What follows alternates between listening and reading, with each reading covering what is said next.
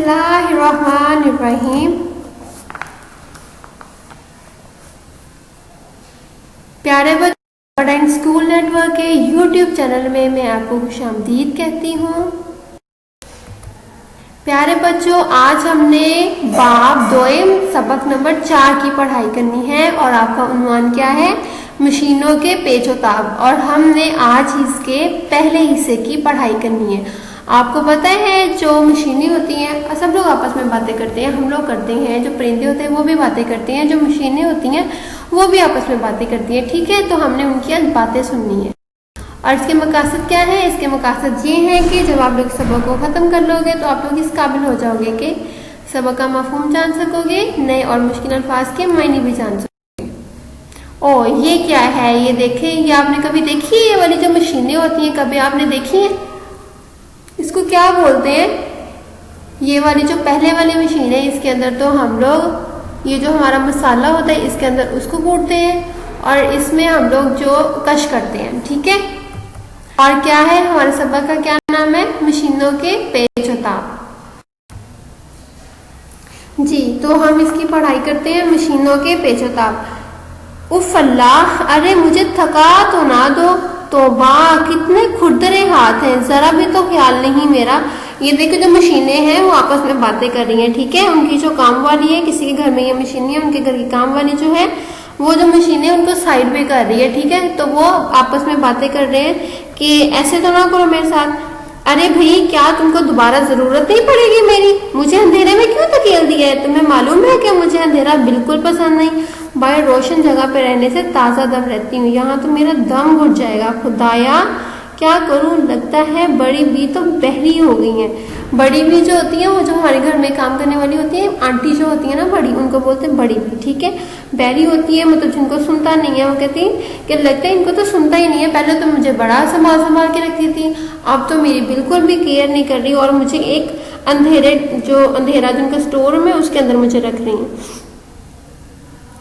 वो सुनती क्यों नहीं? ओखली तड़प कर बोली, मगर बड़ी बी ने इसकी एक ना सुनी और इसको अलमारी के अंदर खाने में बिल्कुल कोने से लगा दिया। और मौसल, जो मौसल होता है उसका मतलब होता है कि जिसके अंदर से बरकी रूह गुजर सकती है। उसका जो मायने है मौसल का वो ये है जिसके अंदर से बरकी रूह गुजर सकती है। मौसल को एक तरफ लड़खा दिया। अलमारी के खाने में हवा ही कितनी होती है, जरा सी देर में ओखली को चक्कर आ गया। मौसल बोला,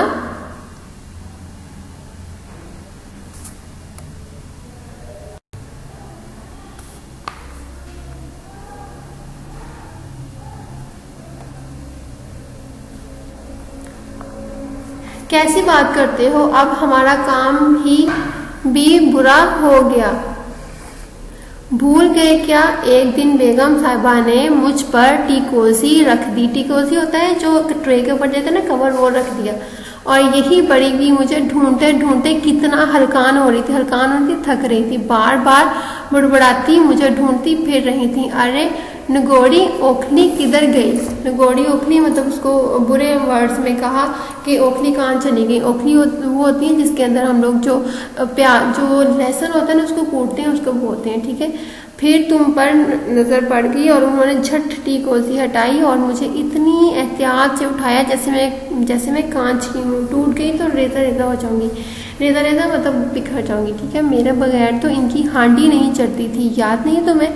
दिल ना जलाओ अपना, कभी के दिन बड़े कभी की रातें, हमारी कदर आने तक हमें यहीं रहना है। मौसल ने उसे दिलासा दिया। तुम तो अभी तक ख्वाबों की दुनिया में हो, आज तो बड़ी बी का रंग देख लिया। मुझे तो अब इनसे नेकी की कोई उम्मीद नहीं। ओखली ने एक लंबी आह भरी और बावर्ची खाने की इस अलमारी में खामोशी छा गई।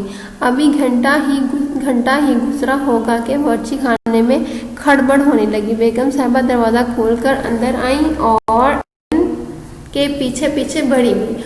ओखली और मौसल के कान खड़े हो गए, लेकिन इनकी अलमारी का पट बंद का बंद रहा। पट होता है जो दरवाजा होता है ना, ठीक है, बंद का बंद रहा। बेगम साहिबा ने तहमकाना लहजे में फरमाया, तहमकाना होता है हुक्म देने वाले लहजे में फरमाया, बड़ी भी मेरी बात जरा गौर से सुनो। साहब तुम्हारी ओखली और मौसल से आजिज आ गए हैं, तंग आ गए हैं। ठीक है, जब देखो तुम धनाधन कुछ ना कुछ कूटा करती हो, ना किसी के आराम का ख्याल, ना इतनी अकल के भाई जब साहब खैर से दफ्तर आना हो तो तुम अपना शौक पूरा कर लो। लेकिन तुम भी बना की ढीठ हो। मेरा क्या दम तो तुम्हारा निकलता है बिजली की चीजों से। ये ग्राइंडर निकालो। ग्राइंडर होता है जिसके अंदर हम 1 मिनट में ग्राइंडर जो होता है वो बिजली से चलता है और उसके अंदर फौरन मसाला ग्राइंड हो जाता है। जो इसमें से छोटा बड़ा जग निकालो। सब चीजों को अच्छी तरह साफ पानी से खंगालो होता है मतलब उसको धोना। अब इसी में तुमको लहसुन प्याज और मसाला पीसना होगा। बड़ी बी ने डरते डरते ग्राइंडर के गत्ते का डिब्बा खोला और घबरा कर बेगम साहिबा की तरफ देखा। ये तो जी अब क्या है? बेगम साहिबा ने डपट कर पूछा, डपट कर डांट कर। बेगम साहिबा ये तो मुझसे नहीं होगा। क्यों? बेगम साहिबा कड़क कर बोली। उन्होंने गुस्से से कहा क्यों? दरअसल बेगम साहिबा मेरे गांव का लड़का चिपक गया था जी बिजली से। बड़ी बी ने डरते डरते बताया। कहाँ की बात कहाँ लगा रही हो बड़ी बी? तुम भी ना, अरे वो गांव है, ये शहर है। नंगा तार छुड़िया हो इस लड़के ने। तुम देख रही हो ये कितनी उम्दा मशीन है, कितनी अच्छी मशीन है। वो जो मोसल और ओखली था ना उनकी जगह पे उन्होंने ग्राइंडर निकाल लिया। ठीक है, ये कितनी उम्दा मशीन है, दूध की तरह सफ़ेद चिकनी। और जग तो देखो कितना शफाफ है, साफ सुथरा है। जब सब मसाला पिस जाएगा तो तुम्हें फौरन नज़र आ जाएगा कि मसाला तैयार हो गया है। रही बात बिजली की तो स्विच है ना, ध्यान से स्विच लगाना और फिर बटन दबाना। बेगम साहिबा बड़ी बी को समझाते हुए बोली। पहले आप चलाएं। बड़ी बी मोहतात होकर बोली। मोहतात होकर मतलब उन्होंने कहा कि बेगम साहिबा पहले आप मुझे चला के दिखा दें, उसके बाद मैं चलाऊंगी। ठीक है, अच्छा ऐसे ही तो तुम्हें नहीं पकड़ा दूंगी। 2-3 बार चलाऊंगी तो खुद तुम्हें ये काम की लगने लगेगी। ठीक है बेगम साहिबा, मैं अभी इसे धोकर खुश कर लेती हूँ। ध्यान से धोना, जग का ब्लेड तेज है, कहीं हाथ ना जख्मी कर लेना। बेगम साहिबा इसे ताकीद करते हुए बावर्ची खाने से बाहर चलेंगी, उसे बताते हुए। ठीक है, सुना तुमने, अब ये नई मशीन जो आई है तो इन्हें हमारी क्या ज़रूरत? मौसल जो था उसने ओखली से कहा। शिकायती लहजे में उसने शिकायत की ना कि अब इनको हमारी ज़रूरत नहीं है, क्योंकि इन्होंने तो नई मशीन ली है और उन्होंने बिजली वाली मशीन ली है, इसलिए हमारी ज़रूरत नहीं अब इनको।